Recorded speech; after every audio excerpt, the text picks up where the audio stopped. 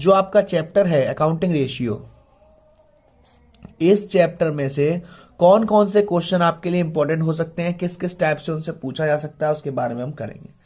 सबसे पहला क्वेश्चन आपके सामने होगा कि from the following information calculate interest coverage ratio. आपसे रिक्वेस्ट मेरी रहेगी, जैसे मैं हर वीडियो में बोलता हूं, कि आप या तो वीडियो को पॉज करके इस क्वेश्चन को नोट कर लें, है ना, या फिर आप फिर उसके बाद चेक करें कि आपका आंसर सही है या नहीं, है ना।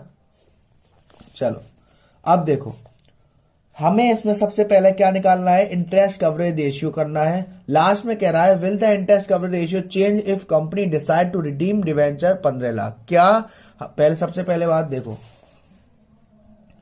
इंटरेस्ट कवरेज रेशियो का जो फॉर्मूला होता है वो होता है हमारा net profit before interest and tax divided by interest on long term date.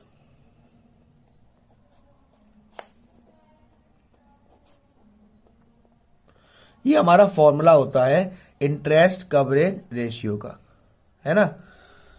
Interest coverage ratio का फॉर्मूला क्या होता है, net profit before interest and tax upon interest on long term date. तो बेटा देखो, net profit before interest and tax, इस question में आपको नेट प्रॉफिट दे रखा है आफ्टर टैक्स और टैक्स रेट दे रखी है 40%, यानी कि किसी चीज का हमने 40% माइनस किया तो जो नेट प्रॉफिट आफ्टर टैक्स है वो किसी चीज का 60% है। मुझे क्या निकालना है, net profit before interest and tax. तो मैं क्या करूंगा, नेट प्रॉफिट बिफोर टैक्स निकालने के लिए कितना है, 6 लाख। मुझे कितना निकालना है, 100%, और ये कितना दे रखा है, 60%। इसको मैं सॉल्व करूंगा तो मेरा आएगा 10 लाख रुपए, यानी कि ये 10 लाख मेरा क्या आया है, नेट प्रॉफिट बिफोर टैक्स, यानी कि नेट प्रॉफिट बिफोर टैक्स कितना था, 10 लाख। अब मेरा नेट प्रॉफिट बिफोर टैक्स आ गया, अब क्या बचा, इंटरेस्ट बचा। क्वेश्चन में आपको डिबेंचर पर 12% डिबेंचर दे रखे हैं, यानी कि इंटरेस्ट कितनी है, 12%। तो देखो बेटा, डिबेंचर कितने के हैं, डिबेंचर कितने के आपके, 40 लाख के। 40 लाख का मैं अगर 12% निकालूंगा, 40 लाख का अगर मैं 12% निकालूंगा तो शायद 4,80,000 आएगा। 40 लाख इंटू 12%, यस, 4,80,000, यानी कि 10 लाख ये और इंटरेस्ट कितनी है, 4,80,000। दोनों को जोड़ दूंगा तो कितना आ गया, 14,80,000, यानी कि ये जो अमाउंट आया ये क्या है, net profit before interest and tax. कितना, 14,80,000। और interest on long term debt कितना है, ये इंटरेस्ट ही तो है।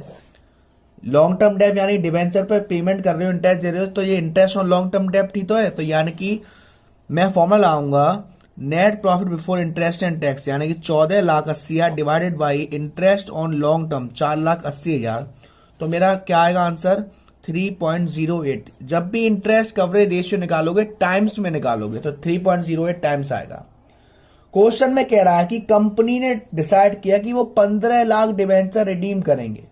तो जब 15 लाख रिडीम करेंगे यानी 15 लाख का पेमेंट कर देंगे, तो 40 लाख में से 15 लाख चला गया, 40 लाख में से 15 लाख चला गया, कितना बचा, 25 लाख। तो अब जो इंटरेस्ट जाएगी किस पर जाएगी, 25 लाख पर जाएगी। 25 लाख का अगर 12% करोगे तो कितना आएगा, 3 लाख। चेंजेस कुछ नहीं होगा, यहां interest on long term date 4,80,000 था, अब हो जाएगा 3 लाख।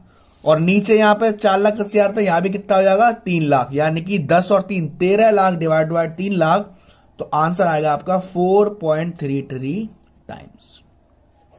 इस क्वेश्चन में आपको निकालना है इन्वेंट्री टर्नओवर रेशियो। ये एक ऐसा क्वेश्चन है जो मोस्टली ज्यादा चांसेस है इस क्वेश्चन के आने के। हो सकता है आपने जब आपका प्रैक्टिकल आई होप हो गया होगा, अब तो नहीं हुआ, तो ये क्वेश्चन आने की संभावना ज्यादा है बेटा, inventory turnover ratio.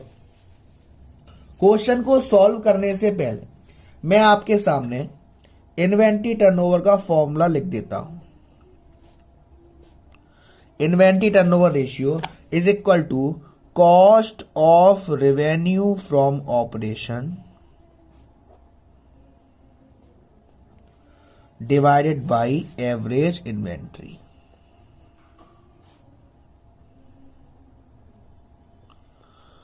Cost of revenue from operation divided by average inventory. अब आपको बेटा जो क्वेश्चन होगा ना उसमें लड्डू की तरह नहीं दे रखा होगा, ना तो cost of revenue from operation ना ही एवरेज इन्वेंट्री, आपको निकालना पड़ेगा तभी आपका आंसर आएगा। Cost of revenue from operation का फॉर्मूला क्या होता है बेटा, वो डिपेंड करता है क्वेश्चन में क्या दे रखा है। यहां पर क्वेश्चन में ग्रॉस प्रॉफिट की बात हो रही है, तो यहां पर जो हम क्लास 11 में करते थे ना कॉस्ट ऑफ गुड्स सोल्ड, उसी टाइप में है। Cost of revenue from operation का फॉर्मूला यहां जो होगा वो होगा revenue from operation minus gross profit. और एवरेज इन्वेंट्री का फॉर्मूला क्या होता है sir, opening stock plus closing stock upon 2। अब हम कहानी स्टार्ट करते हैं। क्वेश्चन में कह रहा है रेवेन्यू फ्रॉम ऑपरेशन तो 15 लाख है साहब, और जो ग्रॉस प्रॉफिट है वो 25% है cost of revenue from operation पर। ओके क्लियर है जी सर, क्लियर है।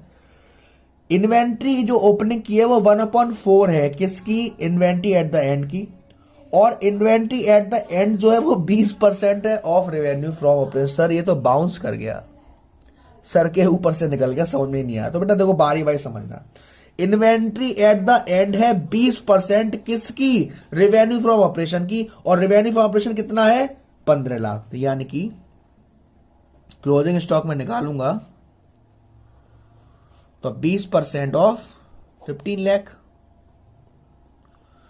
सॉल्व करूंगा कितना आएगा 3 लाख, यानी कि क्लोजिंग स्टॉक कितना है 3 लाख है। और ओपनिंग स्टॉक क्या कह रहा है 1/4, वो किसका है क्लोजिंग स्टॉक का, तो 1/4 करके क्या आएगा, क्लोजिंग स्टॉक आ गया 3 लाख। एवरेज इन्वेंट्री आ जाएगा बेटा, closing stock sorry opening stock plus closing stock है ना, तो 3,75,000 अपॉन 2, ये आएगा 1,87,500। ये तो आ गया एवरेज इन्वेंट्री।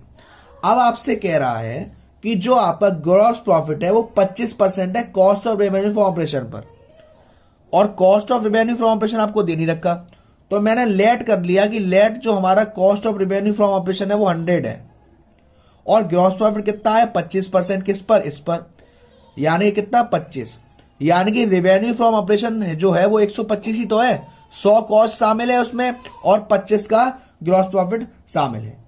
तो अगर रेवेन्यू फ्रॉम ऑपरेशन 125 है, ग्रॉस प्रॉफिट कितना है 25 है, तो अगर मैं फॉर्मूला लगाऊंगा कॉस्ट निकालने के लिए 25/125 इंटू 15 लाख, यानी कि ये जो आएगा कितना आ गया 3 लाख। ये 3 लाख क्या है बेटा, ये 3 लाख है सर ग्रॉस प्रॉफिट, यानी कि अगर माइनस करूंगा 15 लाख में से 3 लाख माइनस कर दूंगा तो 12 लाख जो आएगा वो आ गया cost of revenue from operation. Easy, दोनों चीज आ गई। अब देखो बेटा cost of revenue from operation कितना है सर 12 लाख, एवरेज इन्वेंट्री भी कितना निकाला था 1,87,500, दोनों को डिवाइड कर दोगे आएगा 6.4 times answer inventory turnover ratio. लेकिन इसमें पूछा था इन्वेंट्री होल्डिंग पीरियड निकालना है। इन्वेंट्री होल्डिंग पीरियड का फॉर्मूला होता है inventory holding period is equal two month divide by inventory turnover ratio.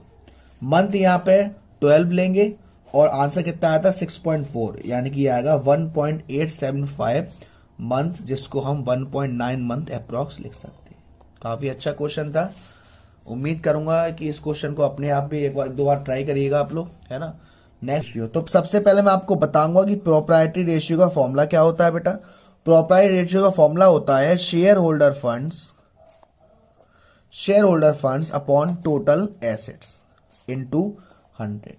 Basically total assets तो आपको मालूम होगा, आपको करंट एसेट्स भी नॉन करंट एसेट्स भी, सारी एसेट्स हमारी टोटल एसेट्स होती है।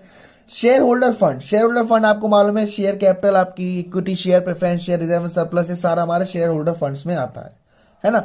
लेकिन इस क्वेश्चन में सबसे पहले देखो टोटल एसेट्स में निकाल लेता हूं। इस क्वेश्चन में आपको टोटल एसेट देखो प्लांट एंड मशीनरी दे रखा है, कितना है 10 लाख रुपए। ओके, उसके बाद में बात करूं आपको लैंड एंड बिल्डिंग दे रखा है 6 लाख रुपए का। उसके बाद में बात करूं फर्नीचर दे रखा है, मोटर कार दे रखी है ना, मोटर कार है 8 लाख रुपए की। उसके बाद फर्नीचर है 1.5 लाख रुपए का। उसके बाद स्टॉक है 4,50,000 रुपए का। डेप्टर कैश एट बैंक, यहां तक सब आप जब जोड़ दोगे कैश एट बैंक तक, इन सबको जोड़ने के बाद आपकी टोटल जो एसेट जो आएगी वो आएगी 34,30,000। अब देखो टोटल एसेट्स जब 34,30,000 है तो टोटल लायबिलिटी भी कितनी होगी बेटा? 34,30,000। क्लियर है? टोटल लायबिलिटी में शेयर होल्डर फंड शामिल होता है और आपको यहां पर नन करेंट लायबिलिटी और करेंट लायबिलिटी दे रखी है। यानी कि अगर आप शेयर होल्डर फंड निकालना चाहते हो तो टोटल एसेट्स में से आउटसाइड लायबिलिटी जो आपकी करेंट और नन करेंट लायबिलिटी दे रखी है माइनस कर दूंगा तो आ जाएगा आंसर, है ना? क्लियर है? यानी कि टोटल एसेट्स 34,30,000 में से आउटसाइडर लायबिलिटी 10 लाख जो नन करेंट लायबिलिटी है वो माइनस 6,20,000 जो करेंट लायबिलिटी है वो, तो ये आएगा आपका 18,10,000। ये आया मेरा शेयर होल्डर फंड। अब कुछ नहीं करना, फॉर्मूला लगाना है share holder fund divided by total assets.